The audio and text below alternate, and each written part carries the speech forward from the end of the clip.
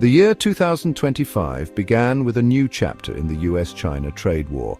President Trump, in his second term, announced a fresh round of tariffs on Chinese imports. These tariffs, affecting a wide range of goods, were set at 10%.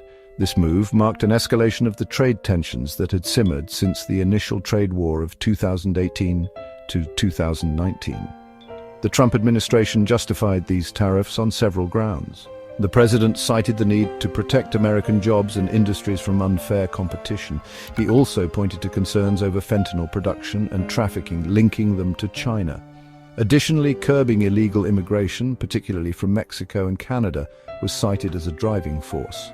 To bypass traditional legal hurdles, President Trump declared an economic emergency. This declaration allowed him to impose tariffs unilaterally, bypassing congressional approval.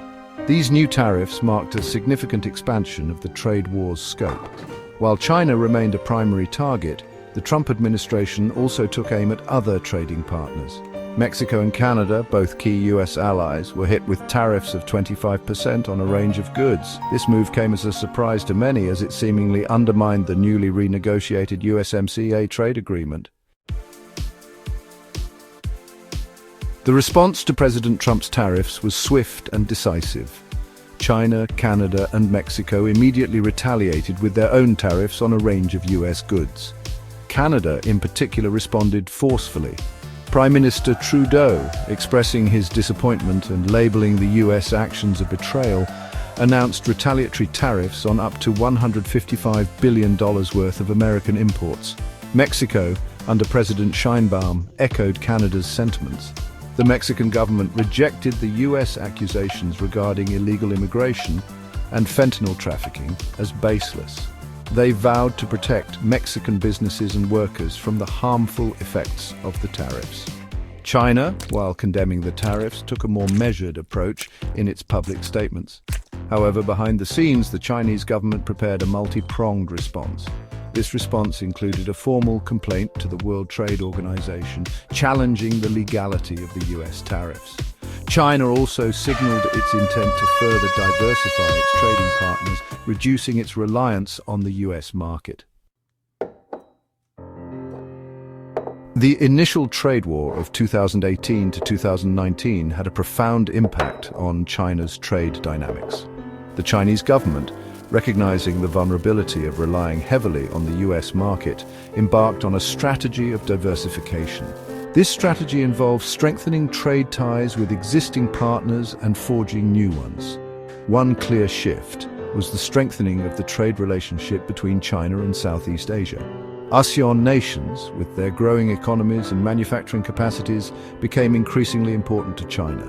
This was particularly true for industries seeking to relocate some production outside of China to mitigate the impact of US tariffs.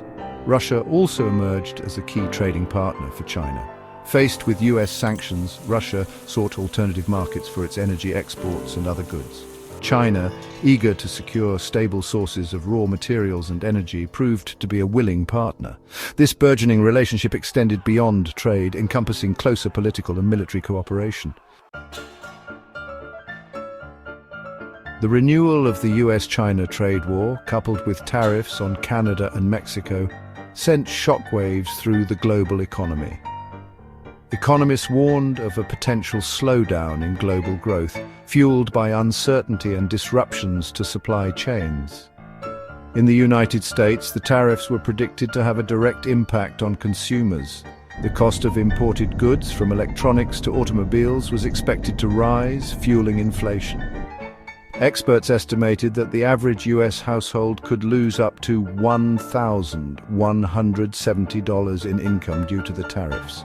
This prediction raised concerns about the potential political fallout for the Trump administration, particularly among working-class Americans who had been hit hard by rising costs of living. The tariffs also drew criticism from some quarters within the US business community. They argued that the tariffs would harm American companies that relied on imported components and materials. This, they claimed, could lead to job losses and reduced competitiveness in the global market. The long-term consequences of this renewed trade war remain uncertain. However, one thing is clear: The global trading system, already strained by geopolitical tensions and the COVID-19 pandemic, has been dealt another blow.